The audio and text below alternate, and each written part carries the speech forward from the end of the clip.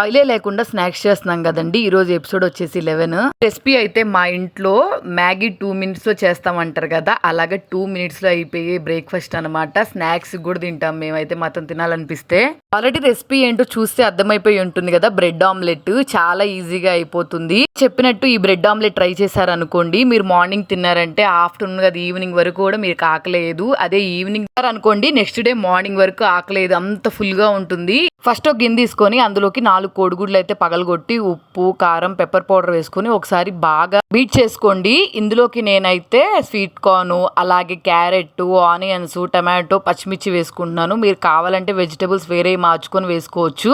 ఒకసారి ఎగ్ మిశ్రమం అంతా బాగా కలిపేసుకొని పక్కన పెట్టేసుకోండి. నెక్స్ట్ ప్యాన్ పెట్టుకొని యూజ్ చేయట్లేదు కాబట్టి బటర్ వేసుకుంటున్నారు. మీరు కావాలంటే ఆయిల్ అయినా వేసుకోవచ్చు. తర్వాత బ్రెడ్ని అయితే 2 sides కాల్చుకొని బ్రెడ్ని అయితే పక్కన పెట్టేసుకోండి. నెక్స్ట్ ఇంకొంచెం బటర్ వేసుకొని అయితే ఎగ్ ఆమ్లెట్ వేసుకొని దానిపైన బ్రెడ్ పెట్టేసుకోండి. దీంట్లో వెజిటబుల్స్ వేస్తాం కాబట్టి అసలు మార్నింగ్ తిన్నా ఈవినింగ్ తిన్నా కానీ ఫుల్గా ఉంటుంది, ఆకలి ఎక్కువగా అనిపించదు.